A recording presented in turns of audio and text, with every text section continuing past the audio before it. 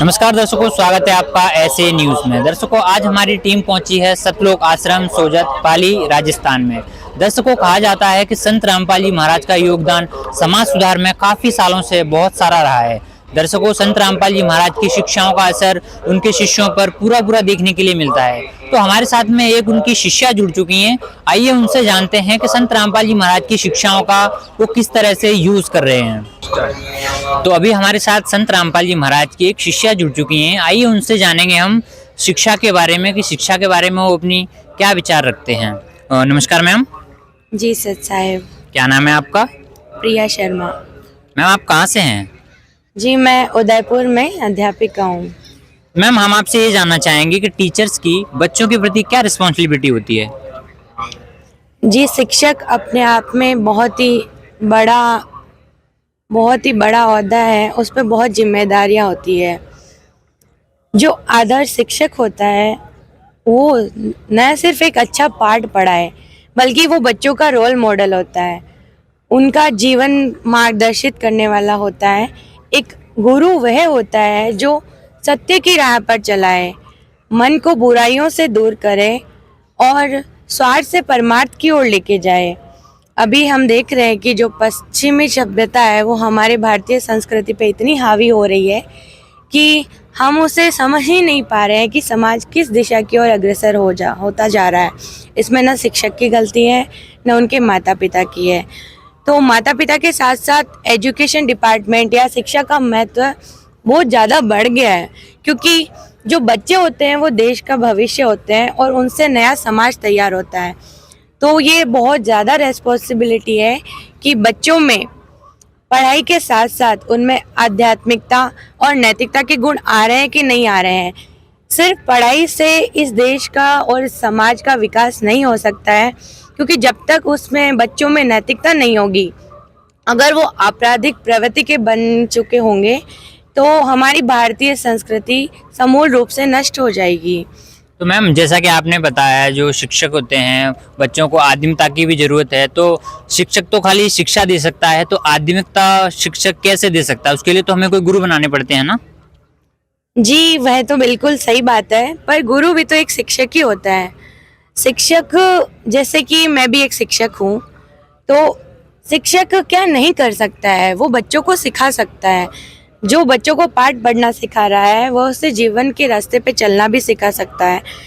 परंतु अभी क्या है कि जैसे प्राचीन भारतीय संस्कृति को फॉलो तो सब कर रहे हैं, लेकिन वो सिर्फ एक श्लोक याद करने तक या दोहे याद करने तक ही सीमित रह गया है।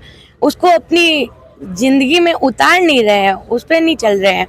वो सिर्फ कह देते हैं, लेकिन असल में शिक्षक खाली बच्चों को जीवन जीने की कला ही सिखा रहा है। लेकिन उसे साथ ही ये भी बताना चाहिए कि जो आध्यात्मिक गुरु होता है उसका बहुत महत्व है। वह व्यावसायिक शिक्षा नहीं होती है, इससे कोसों दूर आध्यात्मिक गुरु अपने शिष्यों को भगवान से जोड़ने का कार्य करता है, मीडिएटर होता है वह, जो मानव जीवन का महत्व समझा कर और अपने शिष्यों को यह बताता है कि जो मनुष्य जीवन मिला है वो बहुत अनमोल है और इसमें भगवान की भक्ति करनी चाहिए। जबकि वर्तमान में हम देखते हैं कि सब शिक्षा को एक नौकरी पाने या पैसे कमाने या अपनी पद प्रतिष्ठा हासिल करने के लिए ही काम में ले रहे हैं, परंतु शिक्षा है वो इससे बहुत व्यापक है। तो हम किस आधार पर कह सकते हैं कि वर्तमान में अगर हम किसी को गुरु बनाएं तो किसे गुरु बनाएं? क्योंकि आजकल देखा जाए तो बहुत सारे गुरु हैं, बहुत सारे जो गुरु हैं उनके न्यूज़ में खबर आती है कि इन्होंने ऐसा कांड कर दिया, इन्होंने ऐसा कर दिया। जो जनता है बहुत कंफ्यूज है। तो सच्चे गुरु कौन है, इसकी पहचान कैसे कर सकते हैं हम? जी अगर हम वास्तव में भारतीय हैं, अगर हम हमारे देश से और हमारे भारतीय संस्कृति को फॉलो करते हैं, तो हमें अपने शास्त्रों और सद्ग्रंथों के बारे में भी पता ही होगा। अगर माँ बाप या शिक्षक या स्कूल में अपने सद्ग्रंथ नहीं पढ़ाए जा रहे हैं, तो हम कैसे उम्मीद करें कि हमारे बच्चे अच्छे सुसंस्कारी होंगे या वो सही रास्ते पे चलेंगे? हमें सबसे पहले उनमें शास्त्रों को और उनको पढ़ने की आदत डालनी चाहिए कि वो अपने सद्ग्रंथों को जाने, हमारे गीता जी वेद में सब में क्या लिखा है उनको समझे। और जो शिक्षा है वो व्यावसायिक होती जा रही है, उसमें ये सब नहीं पढ़ाया जा रहा है। तो जैसा कि अभी आपने शास्त्रों का वर्णन किया है, तो आजकल देखा जा रहा है ऐसा तो कोई गुरु है ही नहीं है जो हमारे शास्त्रों को हमें बताए कि इसमें क्या लिखा हुआ है। जी, ये आप कैसे कह सकते हो सकता है आपके ध्यान में नहीं हो, पर लोग गुरु पे ट्रस्ट नहीं कर रहे हैं क्योंकि बहुत सारे गुरु फ्रॉड निकल रहे हैं। पर 10 गुरु गलत है तो ऐसा नहीं है कि बहुत संख्या में गलत है तो कोई एक भी सही नहीं है। संत की पहचान होती है उसके ज्ञान से। आप ज्ञान पे जाइए, प्लस वो आपको क्या बता रहा है, मनगढ़ंत बातें बताने के लिए या आजकल ज्ञान देने के लिए हर कोई तैयार बैठा रहता है। सबके पास ज्ञान है पर सुनना कोई नहीं चाहता है। जो गुरु होगा, जो सच्चा संत होगा, वह आधार लेगा अपने सदग्रंथों का। अपना सिलेबस है, जो भक्ति मार्ग का सिलेबस है वो हमारे सदग्रंथ और शास्त्र हैं। तो आपके ध्यान में नहीं है पर हम आपको बताना चाहेंगे कि जो हमारे गुरुजी है, मैंने भी जिन्हें आध्यात्मिक गुरु बनाए हुए हैं, संत रामपाल जी महाराज जी। आप उनके साधना चैनल पे या यूट्यूब पे आप देख लीजिएगा, उनके सत्संग सुनिएगा।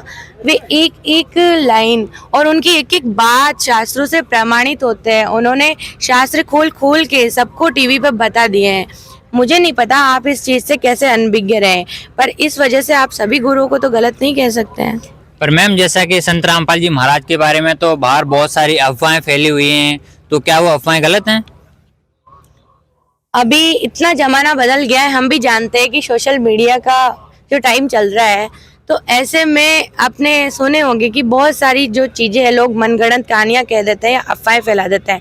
पर आप भी रिपोर्टर हैं और आप न्यूज़ टीम से हैं, तो मैं आपसे ये कहना चाहूँगी कि आप अफवाहों पर भरोसा कैसे कर सकते हैं? बिना किसी तथ्य की जांच पड़ताल किए बिना हम उसे नहीं मान सकते हैं। जो आप अफवाहों की बात कर रहे हैं, परंतु अभी का जो टाइम चल रहा है, वहाँ आप देख सकते हैं कि संत रामपाल जी महाराज जी के भी बहुत सारी ऐसी वीडियोस आ रही है या उनका ज्ञान भी सोशल मीडिया पे चरम सीमा पे पहुंच चुका है।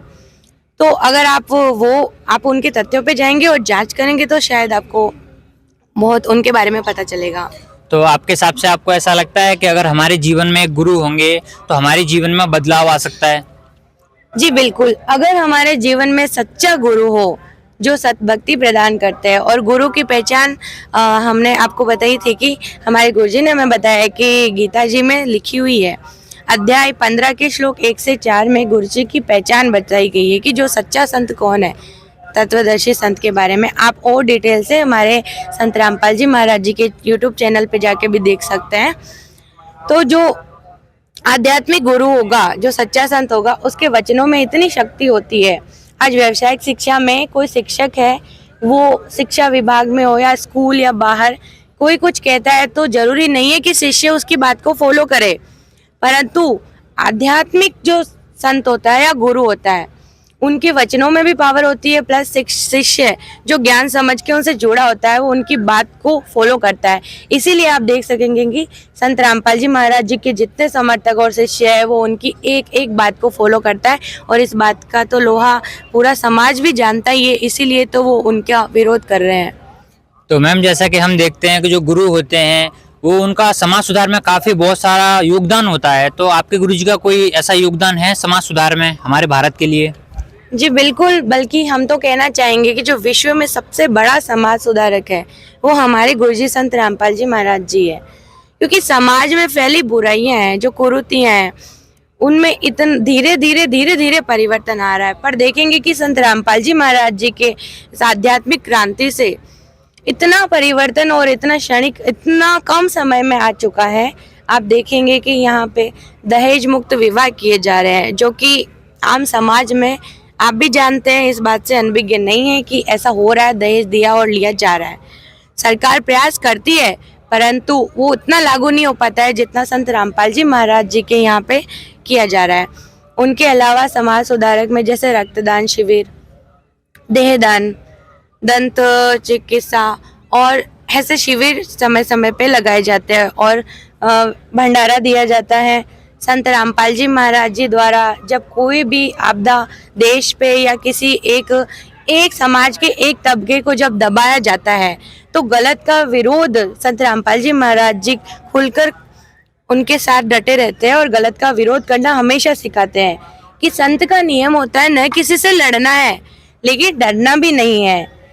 समाज में जो कुरीतियां हैं उनका नाश कर रहे हैं। साथ ही जब कोविड महामारी आई थी तब संत रामपाल जी महाराज जी के आश्रमों में संत रामपाल जी महाराज जी ने बेड की व्यवस्था करवाई थी, उनके शिष्यों ने, समर्थकों ने की थी।